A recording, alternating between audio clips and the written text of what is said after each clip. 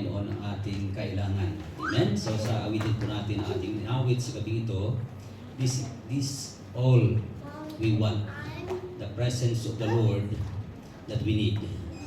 So I believe na yung presensya po ng Panginoon ay available. Amen? Sa oras po na nagtitipon ang kanyang mga anak, na nagbibigay ng papuri sa Kanya, I believe na siya po ay nalulugod, siya po ay nagagalak na nakikita yung mga anak niya na nagpupuri sa Kanya. Wala iba po tayong itataas dito po sa hall na ito, yung mga pag-aalay po natin ng mga awitin, yung mga papuri ay para po sa ating Panginoon. Amen po? So palapakan po natin ang Panginoon. Amen? So hallelujah. Salamat sa presensya ng banal na Espiritu dahil siya po ay present sa oras na ito. Amen? At meron po siyang gagawin. I believe that God will do something, in our heart, in our lives. At maging sa mga oras na ito ay siya ang kikilos sa ating buhay. Amen? So, bago po tayo mag-move doon sa message, I just want to come in prayer. We will pray together. Let's bow our head, let's pray. Heavenly Father, we are so grateful, O God, to be in your presence once again, so Lord God, na you brought our feet in this place, Lord God, in the reason that we gonna glorify you, we're gonna exalt you, Lord God. Wala kaming ibang hangarin, Lord God, kundi maitaas ang pangalan mo po, Lord. May glorify ka, maitaas ka po, Lord God. Ikaw ang Diyos ng mga Diyos at Hari ng mga Hari. At walang ibang kasing katulad mo po, Lord God. But you are the God. Noon, ngayon, at magpakailanman. Purihin ang pangalan mo po, O Diyos. Sa iyo po, Lord God, hinihiling ang panguna mo, maging po, Lord God, sa magpahayag ng mensahe. Lord God, allow the Holy Spirit to speak and use me, O Lord God, just a mouthpiece. Na ang salita mo po, Lord God, ay may pahayag, Lord God, sa pamagitan ng iyong lingkod. We pray, O Lord God, that you may decrease me, that your name will be exalted, your name will be increased in the name of Jesus. Thank you, Father God. Your name alone, God. In Jesus' name we pray.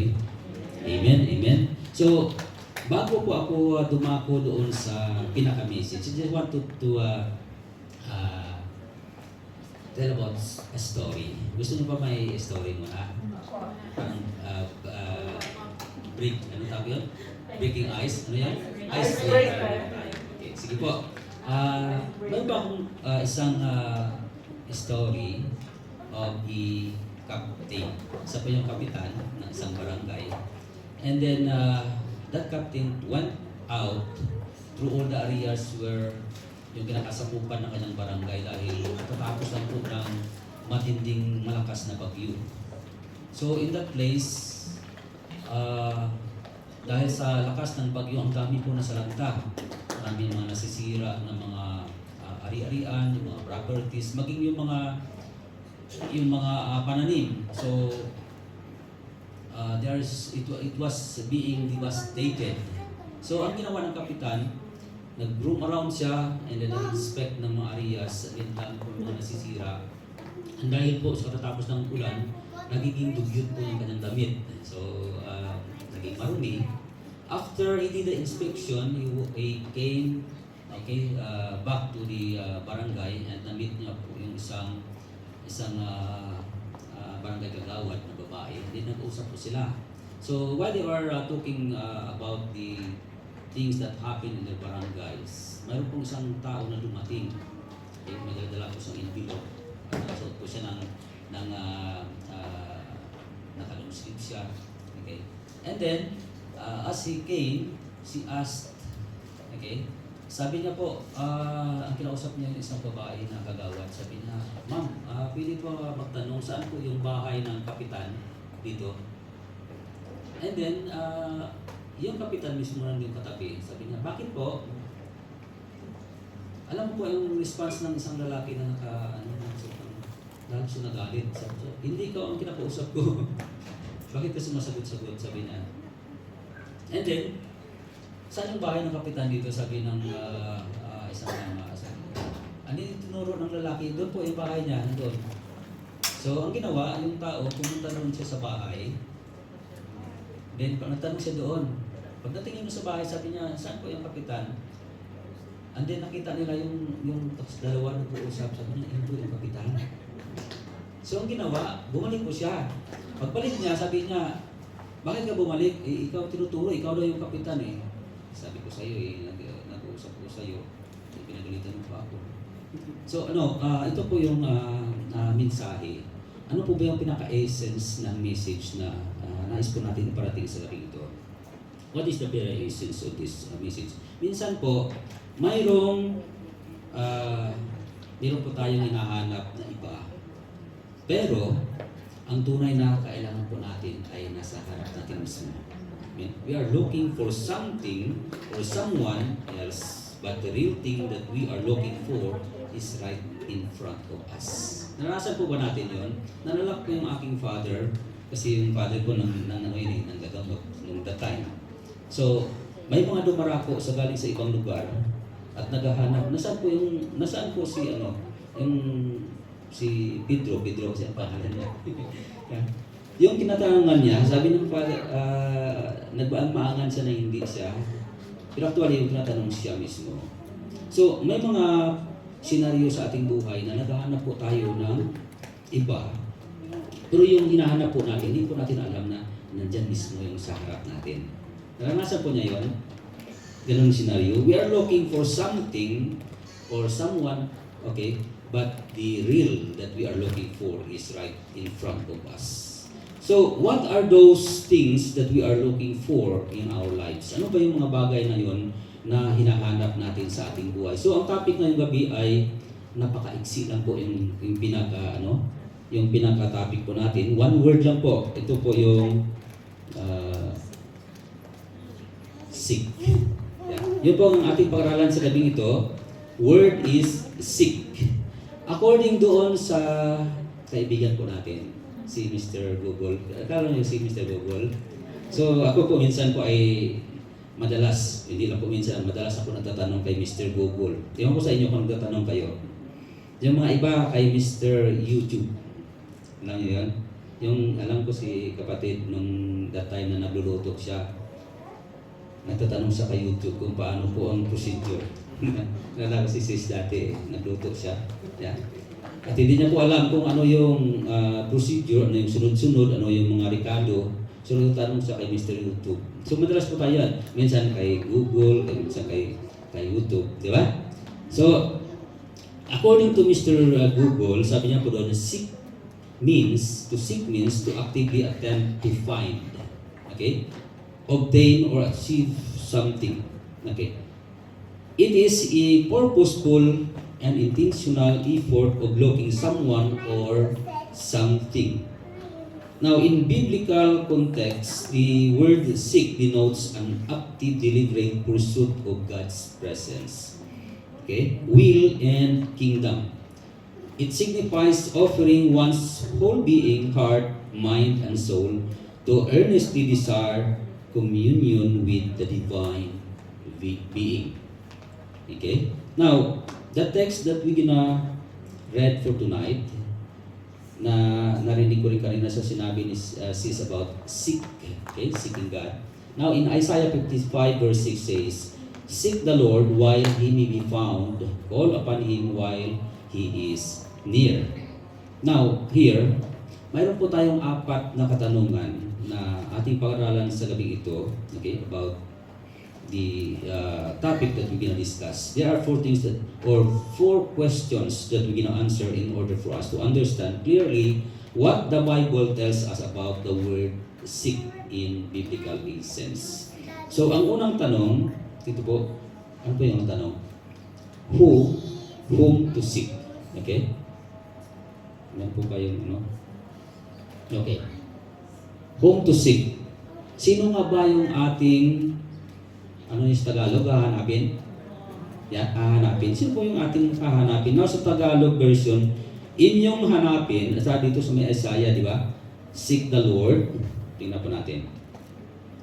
Seek the Lord while He may be found. Call upon Him while He is near. Sa Tagalog version, sabi niyo, inyong hanapin ang Panginoon. samantalang siya'y masusumpungan. Magsitawag kayo sa Kanya samantalang siya'y malapit. Ito po sa Tagalog. Now, sa ating buhay, sino ang una nating nilalapitan? Sino yung una nating tinatawag, okay? In times of needs. Ano tayong mga pangailangan, sino ba yung una nating nilalapitan? Yeah? In times or in the difficult moment of our lives, kanino po tayo lumalapit? Yeah? Sino ang una mo tinatawag o hilingan ng tulong?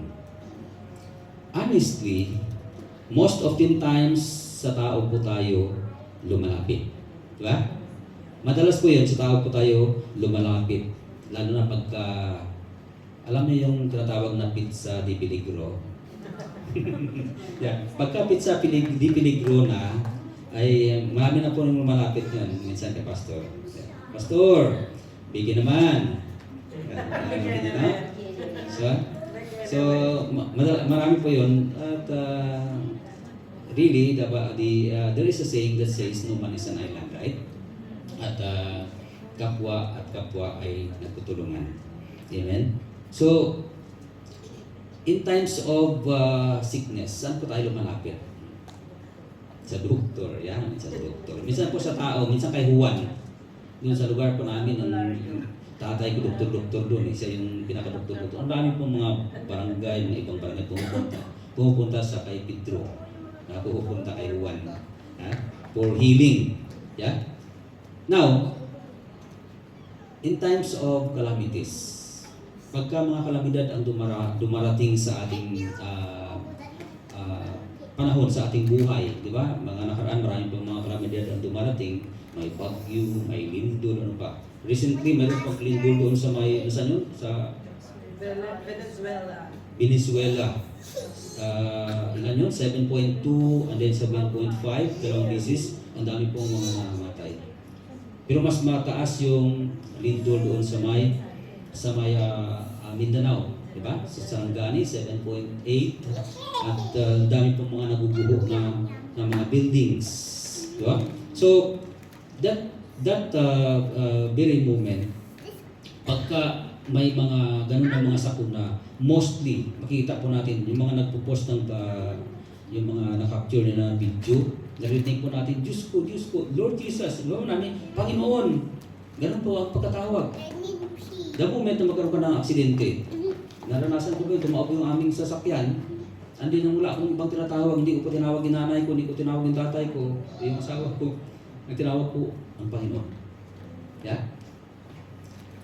Amen? So Isaiah tells us to seek the Lord. Yeah? This is what God wanted to us, or to all of us, to seek Him. Hindi lang sa oras ng sakuna, hindi lang sa oras ng may sakit tayo o trahedya, maging sa lahat ng oras ng ating buhay. Yeah? Sa lahat ng oras ng ating buhay, gusto ng Diyos na tayo ay tatawag sa Kanya. Isaiah 55 verse 6 is an urgent invitation from God to humanity, okay? Emphasizing the need for immediate, wholehearted pursuit of relationship with Him before the opportunity passes. Yeah? Lumapit tayo sa Panginoon bago pa man lumagpas ang oportunidad. Yeah? The praise while He may be found. Sabi dito, while He may be found. Ano pong ibig sabihin? The praise while He may be found is a warning. It reminds believers that and seekers alike that the opportunity for grace is open now, okay? But there will be a time that you will lose that opportunity. Ngayon, open. Yeah? Pero darating na time. There will be a time that opportunity, or we will lose that opportunity. Kaya sabi niya, seek the Lord while He may be found. Call upon Him while He is near. Okay? So, yun po, seek. Sino po hanapin natin? Whom we will seek? Sa unang punto natin, seek the Lord. May tuturo po sa atin dito sa passage na seek. Whom to seek? We have to seek the Lord. Amen? So, simple, but it is really what we need. What the song says, yeah, these are all we need. Your presence, yeah, the presence of the Lord. Amen? Now, move to another point, number 2. Okay? When. Okay? When to seek the Lord. Okay? So, dito po makita natin na dapat una, number 1, ang ating Panginoon. Seek the Lord first. Yeah? Doon sa may Matthew chapter 6:33 says that seek first the kingdom of God and His righteousness, and all these things shall be added unto you. Now, to seek God, ito po ang tuturo natin, seek God first. Siya muna, okay? Means, prioritizing God's presence, rule, and values in your heart over your personal worldly inclination. Yeah? So, dapat mauna muna ang Panginoon. Honestly, marami po sa mga instances na hindi natin nabibigyan ng una ang Panginoon. Marami po. Even myself, I admit na, Lord, hindi kita na una. Sa araw-araw natin na buhay. Yeah? In everyday life. Sa araw-araw po natin na buhay. Sa mga decision making. Ba, minsan, nauuna yung ating decision bago natin ikonsulta sa Panginoon. Pagka pumalpak, pagka hindi maganda ang resulta, balik tayo sa Panginoon. So nagiging last option ng Panginoon pagka may nangyayari. Pero ang problema, hindi natin siya inuna. Inuna po natin ang ating sarili. Yeah? Sa finances po natin, sino po nauna? Mamaya sino ba nag-insert dito? Yeah? Unahin po natin ang Panginoon. Yeah? Sa ating finances. Malalaman po natin ang gagawin ng Panginoon sa ating buhay pagka inuna po natin siya. Amen? So, may mga kadahilanan bakit natin unahin ang Panginoon. Why we need to seek the Lord. Yeah? Mahina na yung aking battery. Yes. Why we need to seek the Lord first. Bakit po siya? Una, this is one of the reason, okay? Una po, to combat anxiety. Marami po mga kadahilanan, but one of the reason that we talk tonight is to combat anxiety. Bakit po natin unahin ang Panginoon? Okay? Jesus teaches us to seek God first to combat against worrying about our daily needs. Yung mga araw-araw po natin ang mga pangailangan. Yeah? Sabi doon sa may Psalm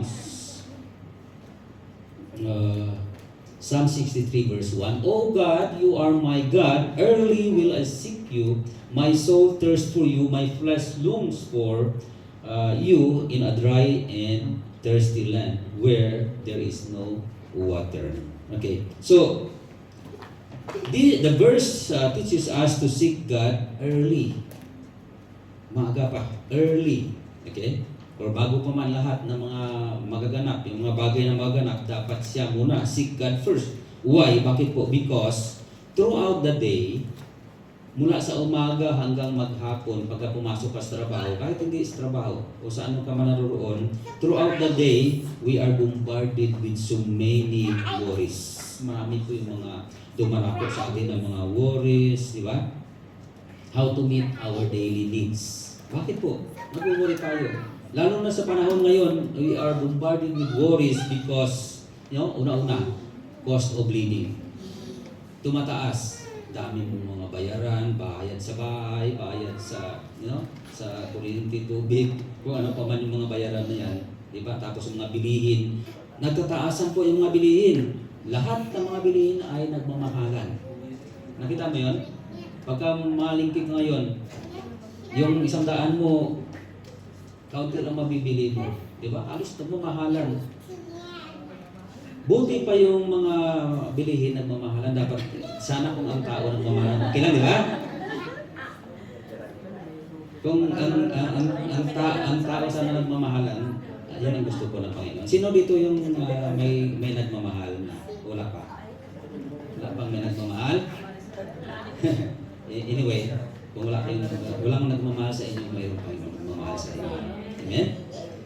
Pero ito pa ang punto po natin ay sa panahon ngayon, it causes us to worry because of so many things. Lalo pa nagkaroon ng issue dito sa GCC, kaya naapektuhan hindi lang po sa bansa natin, yung buong mundo po. So lahat po ay nagmamahalan. So yun po, kaya nga pang tinuturo ko sa atin, seek God early to combat our worries kasi we are being bombarded with so many. Lalo pa pagka wala ka ng hawak, yun yung sabi ko nila na pizza di peligro na, di ba? Kaya nag-worry ka na, ano kaya ang kasunod? Lalo pa pagka wala ka ng pambili ng makakain mo, di ba? So, seeking God to shift our focus from fear to faith. Na instead na mag-worry ka dahil sa kawalan, but yung panampalataya that God is our provider. Amen? God is our provider. So, yun po ang una, combat our anxiety. Yung pangalawa po, to align our priorities. Amen? So, to align our priorities, recognizing that God's plan and approval hold ultimate eternal value over temporary earthly pursuits. Okay? So, gusto ng Panginoon na i-prioritize ang mga bagay na may eternal value. Okay? Rather than the temporal one. Kasi temporary, gusto ng Panginoon na i-focus po natin yung ating yung heart, yung ating attention doon sa mga bagay na kung saan may eternal value. Amen? Putting God at the center of your life is that your time, so that your time, energy, and decision orbit around His purpose. Yes? Amen? Nakuha po tayo? Yung pangatlo, to transform our character. Yes? Seeking His righteousness shapes our moral compass, okay, relationship, and daily decisions. Amen? It transforms our characters. So, what are some, what are some practical ways to put God first? Ano ba yung mga bagay na yon na kaparaanan para mailagay natin yung ating sarili doon sa Panginoon na unahin po natin siya. Amen? So una, start your day with God. Dapat unahin po natin siya. Yes? Start your day with God. Dedicate your first moment of your morning prayer, meditations, reading the scripture before engaging with the world. Dapat mauna muna ang Panginoon. Yun po yung nais po ng Panginoon po sa atin. Okay? Yung pangalawa, prioritize worship and fellowship. Prioritize worship and fellowship. Attending regular church activity is non-negotiable. Okay? Part of your schedule. Yeah. Ibig sabihin po, nakaset na yung isip po natin, yung puso po natin. Okay? Na yun po yung araw ng pagsamba at lalo sa mga activities ng mga church. Kaya nga po, yung alarm ko lagi nakaset na yun pagka araw ng samba, araw ng Bible study. Kahit na medyo sakit, kanina masakit yung ulo ko, pero God restore, nawala po. Kasi gusto ng Panginoon unahin siya. Pagka inuuna mo, ibibigay ng Panginoon, sabi ka na, seek God first and all of these things will be added unto you. What it means? Katulad ng ganit kong kanina, o yung parang araw, naranasan ko, sobrang sakit ng ulo ko talaga. But when I follow the will of the Lord, pagdating mo nawala, katulad ngayon, wala na. Yeah? It is because God can provide healing. Amen? Yung hinang-hina ka, God can strengthen you. Amen? Pagka inuna mo po siya. Hindi lang po sa pera. Marami pong bagay. Amen?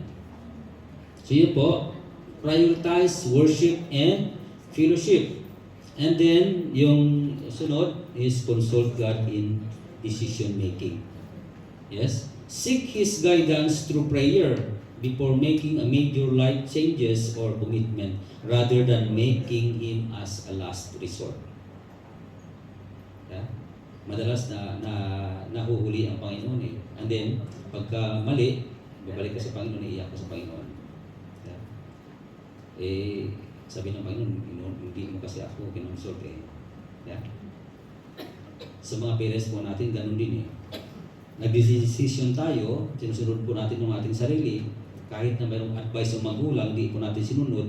Pagka hindi na nagiging magandang outcome, babalik tayo sa magulang, iiyak sa magulang. No? So sa Panginoon po, yes, gusto ng Panginoon na i-consult po natin siya in every decision that we are going to make through prayer. Yeah? Amen? So lahat ng mga desisyon, consult natin sa Panginoon sa pamagitan ng panalangin. Pangatlo po, yung kasunod, pangapat, align finances and generosity. Okay? So use your resources in a way that honors God. Yung mga lahat ng mga mayroon tayo kasi alam natin na lahat na yun ay it came from God. He is the author of everything. He is the owner. Okay? And He is the source. So dapat ma-honor po natin siya sa pamagitan ng what we are doing, okay, giving our tithes, yeah, even supporting the community or supporting others, helping others, yeah, and giving it generously. It's how, okay, we honor and we put God first in our finances. Amen? Nauna ang Panginoon sa ating finances. So, ang pag-aralan po natin, when to seek the Lord. Dapat, una po siya. And then, next is continually. Dapat po tuloy-tuloy. Yes. First, next is continually. Dapat hindi po yung tumitigil lang doon. Diba? Pagka tinanggap natin ang Panginoon, pag nalingkod tayo sa Panginoon, nahanap natin ang kanyang presensya, dapat po lagi, tuloy-tuloy. Kaya tuloy-tuloy rin yung ating pagsamba kasi pagka huminto ka, yung nawawala na yung desire mo para hanapin ang Panginoon, masilayan yung kanyang presensya. Katuloy-tuloy na nag-place yung siga ng iyong pananampalataya. Amen? Seek Him continually. Okay? So in 1 Chronicles 16:11, seek the Lord and His strength, seek His face evermore. Ibig sabihin, magpakailanman. Okay? So this is a call to believers to actively and continuously pursue an intimate relationship with God. Okay? Active at tuloy-tuloy na paglilingkod sa Panginoon. Amen? Hallelujah. So it highlights replacing self-reliance, okay, with God's power and making worship an ongoing lifestyle rather than an occasional event. Ano ibig sabihin? Yung bang kung kailan lang gusto mong matin, okay lang. Kung kailan lang nasa mood ka. Pero hindi po yung gusto ng Panginoon, yung mood natin ang nasusunod. Diba? Dapat ang nasusunod, will ni God, hindi po yung mood natin. Yeah? Isa pa mudo-mudo eh. Pastor, wala ako sa mudo ngayon, hindi mo na ako attend. Diba? So hindi po sa mudo natin, hindi po sa ramdaman natin, kundi dapat sundin natin yung kalooban natin. Kalooban ba ng Panginoon na papalayo tayo sa Kanya? No. The will of the Lord is dapat nasa presensya tayo niya. Diba? Amen? So continuously. So it is a proactive choice to know God rather than a passive or occasional awareness. Okay? Constant connection. Nais ng Diyos. The command continually or always. Dapat. Means keeping our focus on God through all circumstances. Ano man ang mga sitwasyon na mga nagaganap sa iyong buhay. Diba? Iba-iba. Diba? Sa araw-araw, iba-iba ang mga circumstances na mga nangyayari sa atin, mga kaganapan sa ating buhay. Pero hindi po yun naglilimit doon yung ating paglilingkod sa Panginoon. Yeah? Through all circumstances. Rain or shine. Yeah? Nakita mo ba yung nag-post doon na parang nasa bundok sila na kahit na nababasa na sila ng ulan, tapos may mga putik-putik na yung mga suot, sumasayaw pa rin. Praise the Lord. Di ba? Nakita mo yun? I don't know kung saan lugar yun, but really, they are so bold, yung mga bata, yung mga young people of God. They are worshiping I think that is camp or it is somewhere in a mountain that they gather together, kasama yung mga katutubo doon, di ba? Kahit na umuulan, bumabagyo, yung tent lang, tayo nga dito, ang ganda ng upuan natin, ang ganda ng room natin na spacious pa. Sila doon sa putik, sumasayaw sila doon habang nagpupuri sa Panginoon, pero basang-basa na, dami ng putik yung mga suot nila. Pero hindi sila naiinda, they are praising God. Yes? Amen? So ano mang sitwasyon, sabi niya dito, ang ating buhay nais ng Diyos na tayo ay patuloy sa Kanya. Amen? Yung pangatlong punto natin, what to seek. Ano yung dapat natin hanapin? Yeah? Una, seek and pursue peace. Kapayapaan. Hindi yung kaguluhan yung hanap natin, kundi kapayapaan. Alam mo, ang mundo ngayon, ang gulong-gulo. Di ba? Super gulo. So dapat, as a people of God, hanapin natin yung kapayapaan. Ang kapayapaan po ay nagmumula sa ating Panginoon. Sabi doon sa may Psalms, depart from evil and do good, seek peace and pursue it. Okay? Peace requires intentional effort to chase it down. Okay? It means that extending forgiveness, cultivating positive relationship, and striving to resolve conflicts rather than ignoring them. Sa mundong ito po ay punong-puno ng kaguluhan. Makikita mo lang, may mga nangyayari ngayon sa ating lipunan, di ba? I don't know kung nagiging lost command na o tawag doon, nagiging wild na yung pamumuhay ng, or it is being influenced by the world or influenced by the environment or the people where they mingle, to whom they mingle with. No, may mga nananaksak, may mga namamaril, di ba? Alam mo yun, ganun ang mga nangyayari ngayon. So, ang gulo. Pero ang kapayapaan po, ang kapayapaan ay wala sa lugar. Kahit saan ka po napaparoon. Yung iba, sabi na doon tayo sa may, saan yung pinaka-peaceful na lugar sa mundo? Na pinuntahan ngayon ng pinuno ng US at ng nagkaroon sila ng pagmi-meeting dahil yun ang pinaka-peaceful na lugar. Saan yun? Switzerland? Switzerland, ano? I went there. Yun ang pinaka-peaceful na bansa. Pero I don't think that without God ay peaceful. Kahit na sabihin mong matahimik na lugar, pero pagka talaga wala ka sa Panginoon, wala pa rin yung tunay na kapayapaan. Yeah? Wala sa lugar at wala rin po sa tao na namumuno. Yeah? Hindi yung mga namumuno sa leader natin, hindi po sa tao. Wala sa lugar at wala po sa tao. Kundi ang tunay na kapayapaan ay nasa kay Kristo. Amen? It is Christ alone that can give us the real peace. Yes? To seek peace is to seek Christ. Kaya nga po ang kailangan, what the world needs now is Christ. Pagka mayroon tayong Kristo sa ating buhay, siguro I believe na ang mundo natin ay mapayapa. Yan. Maganda ang magiging kahinatnan. Yes, that is what, we as a believer of Christ, we are part of that mission of Christ to win the world, to win as many as or as much as we can, for souls that could be reconciled back to God. Amen. So yung kasunod, una, seek and pursue peace. Pangalawa, seek God's precepts. Okay? In Psalms 119 verse 45, I will walk at liberty for I seek your precepts. Ano ba yung precepts na sinasabi dito? Yeah.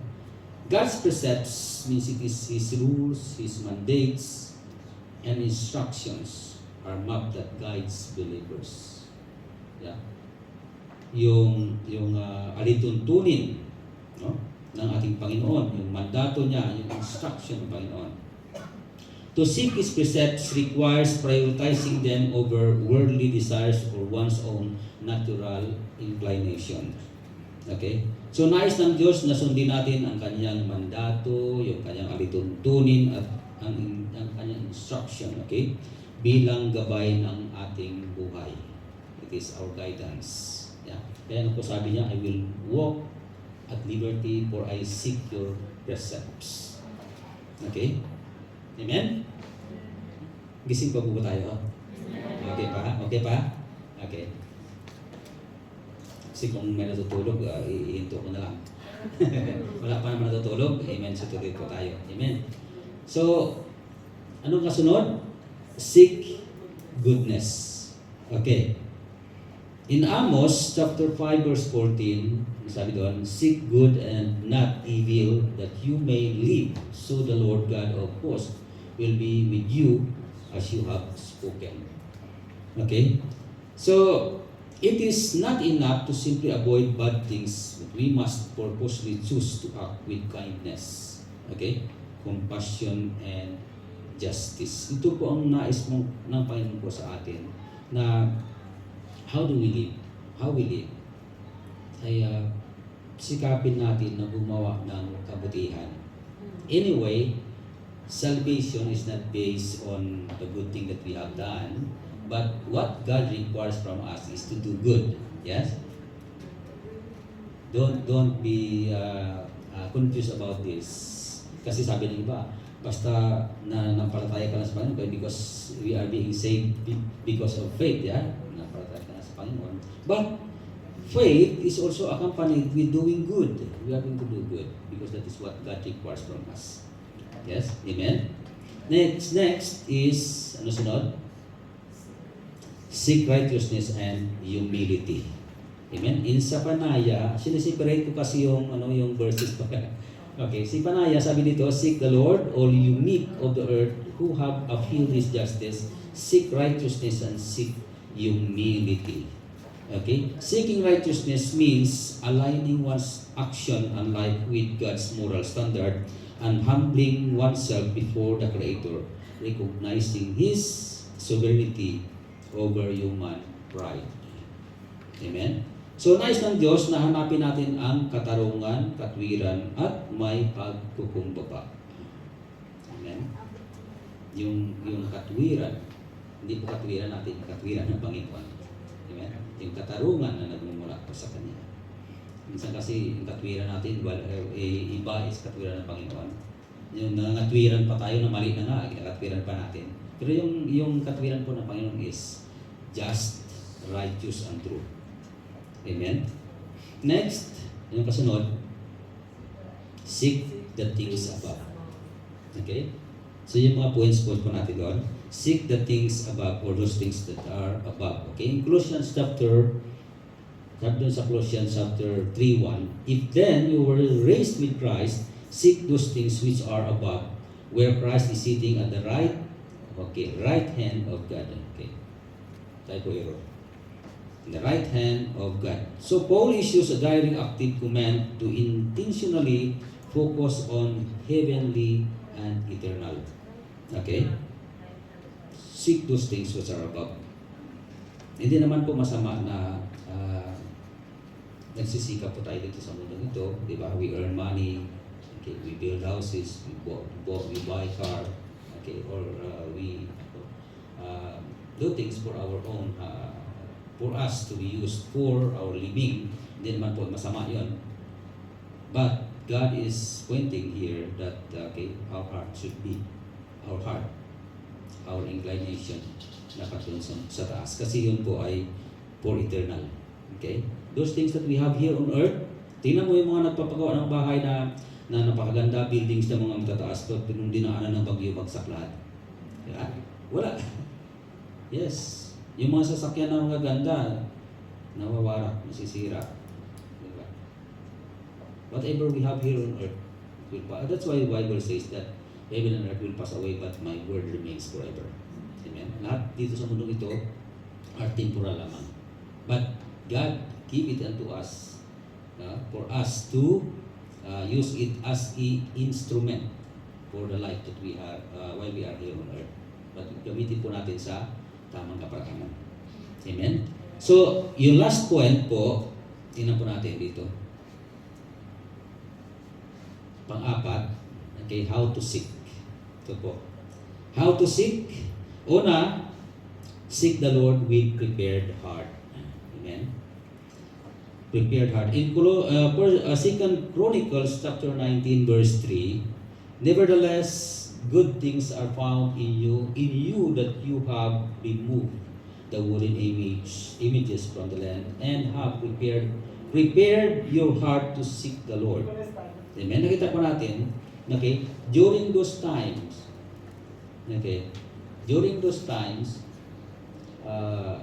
the people of Israel, they are worshiping idols. They are worshiping foreign gods. Okay? But what the Lord God, so, okay, here, commanded His people, even the one who lead the nation, okay, si Jehoshaphat, he prepared to seek the Lord. Amen? He removed the wooden images from that land. Okay?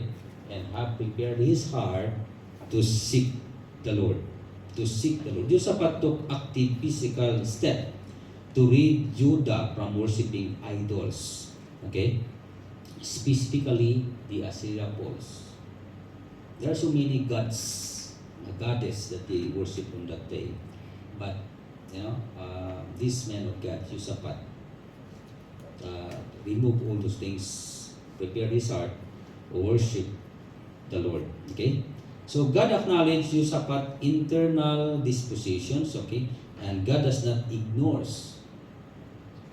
sin, but He graciously balances discipline with recognitions of our sincere effort to please Him. Okay? To seek the Lord, we need our heart prepared. Yeah? Hallelujah. So, seek the Lord with a prepared heart. Next is prayerful spirit. Okay? Malapit na po tayo. In Daniel chapter 9 verse 3, then I set my face towards the Lord God to make request by prayer and supplication with fasting, sackcloth, and ashes. Prayer is a vital communication or a vital communication with God. Okay? And it is a foundational for building intimacy with the Creator.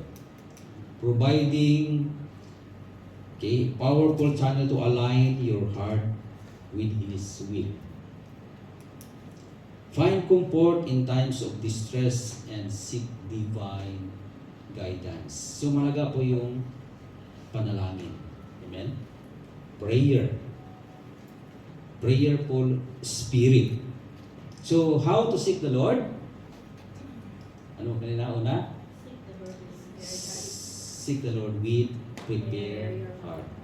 Kaya nga po, yung pumunta tayo sa church, katulad ng ganito, dapat doon pa lang sa bahay, nakaprepare na yung heart mo. Kaya huwag nang antayin na dito kayo, prepare dito sa sa may, during the preaching or during the, nandun, mayroon tayong personal devotion sa Panginoon. So, let that time or that moment, okay, that God prepare your heart. Pagdating dito, talagang on fire na. Amen? So, and then next is prayerful spirit. Amen? Tapos na po tayo. Excited na tayo lahat. Amen. So, sa conclusion po, ano po ang ating napag-aralan? To seek the Lord. Yeah? Ginawa ko to para ma-remind po natin what we have learned. Okay? Then, when to seek, dapat po nauna siya at dapat tuloy-tuloy. Amen? Seek the Lord. And then, when? First and continually. And what to seek? Peace, goodness, righteousness, humility, and those things that are above. Okay? And then, pang-apat po, how to seek. With a prepared heart and prayerful spirit. Ito po yung nais po ng Panginoon. Napakaiksi po na topic, one verse, but really there's so many things that God wanted to talk to us. There are so many things that God wanted us to learn, and there are so many things that God wants to impart to us. So really that what we really need is the presence of the Lord. It is He that we are looking for. Okay? Sino po yung ngayon? Nalala po ba yung sa kapitan? Ha? Minsan po may nahanap tayo. Sino yung kapitan po na hanap po natin? Yeah? Amen? Balikan po natin yung nakaraan. Ano ba yung hinahanap po natin? Maybe we're looking for so many things in our lives. But don't forget na ang hinahanap mo nandiyan na pala sa harapan mo. Yeah? It is He. Siya yung pinakakailangan po natin in our lives. In this life, we have so many things that we need. We are looking for. Bakit po naman ng grito ngayon? Yeah? There are so many reasons.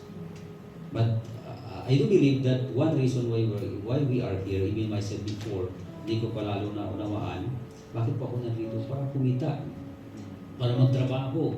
Ang motibo po natin para may anak ng ating pamilya sa kahirapan, di ba? So that's one of the reason why we are here. But apart from that, hindi natin alam na mayroon palang greater purpose po ang Panginoon sa ating buhay. There is a greater behind that. The plan of God for us. Kaya dito sa lugar na napalayo tayo sa ating bansa, dito po natin, may mga iba na dito lang po nila natagpuan ng Panginoon. Amen? Sino ba ang nakatagpo? Ikaw nakatagpo sa Panginoon o siya ang nakatagpo sa iyo? Ha? Sino po nakatagpo? It is God or it is you? Balikan po natin yung sa Garden of Eden. When the Lord God put two men, man and woman in the Garden of Eden. Okay? When they were there, but they prepared to disobey the Lord, what happened? Because of that disobedience, they sin against the Lord, and because of that sin, they prepared to hide themselves. But God is looking for them. And God says, "Where are you?" Saan kayo? Sabi nila, "Lord, I heard you. I heard the sound of your footsteps at the fall of the day, but we hide ourselves because we are afraid and we are ashamed because we are naked." Then he said, the Lord God said, "Who told you that you are naked? Do you violate what I commanded you to do?" Now here, God is looking for us. Tayo po ang lumayo, hindi po ang Panginoon. Actually, God is looking for us.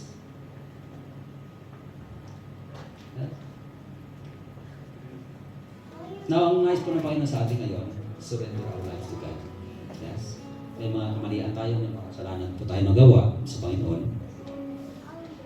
Then come to God right now. Yes. Can we stand? Surrender our lives to God. Meron po tayong mga kahinaan sa ating buhay. We are believers. We accepted the Lord for a long time. But there are so many things that we have done. Okay? So many things that we fall short. The glory of God. Pero ang Diyos po natin mahabagin is full of grace. He is a compassionate and loving God. The moment that we turn to the Lord, handa po ang Panginoon sa atin. Amen. He is always welcome. He is welcoming us. Hallelujah. So let's come to God right now.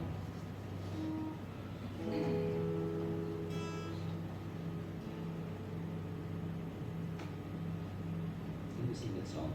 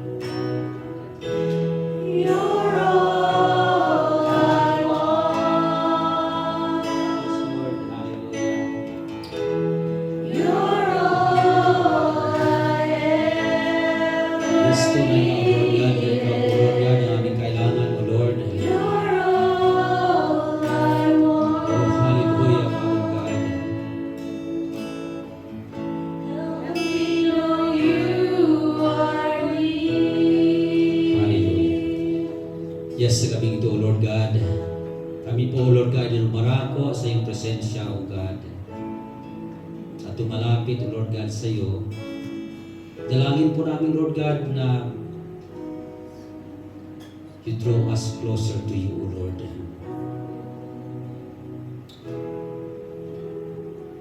Lord, hawakan mo po, O Lord God, ang aming buhay, O God, ang aming puso, ang aming pag-iisip, O Lord God, that it will be control of yours, O Lord.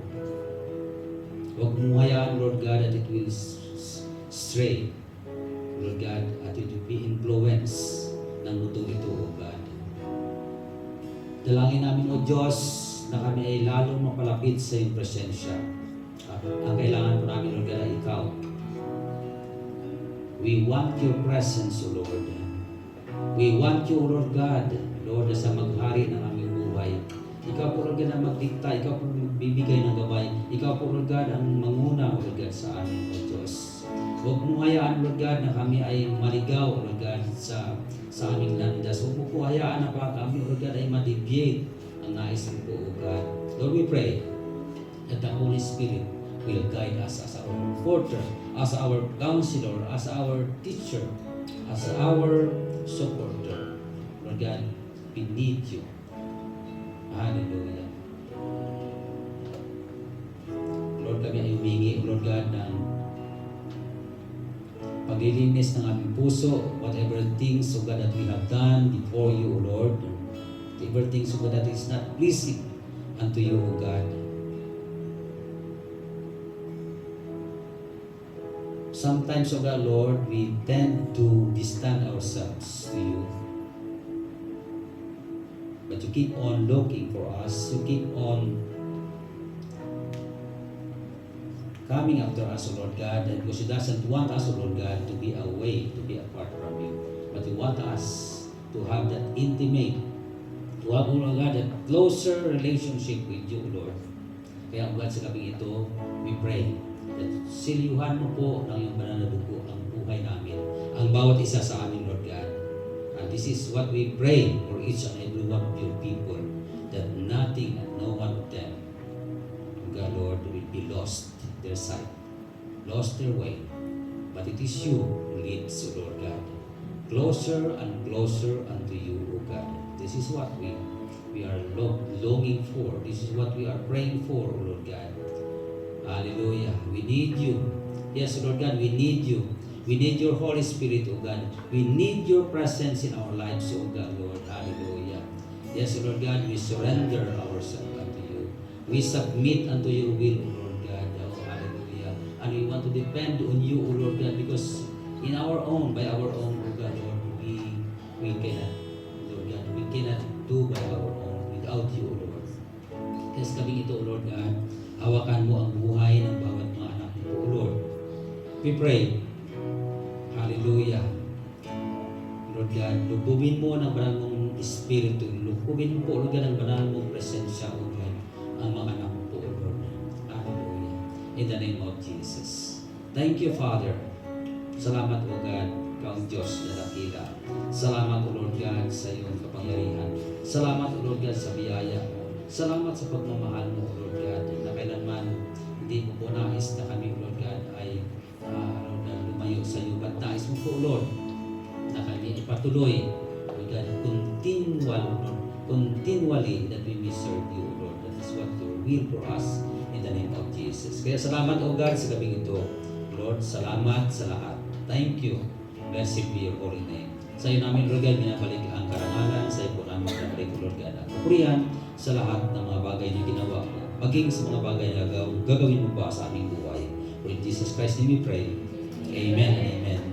Praise God. Hallelujah.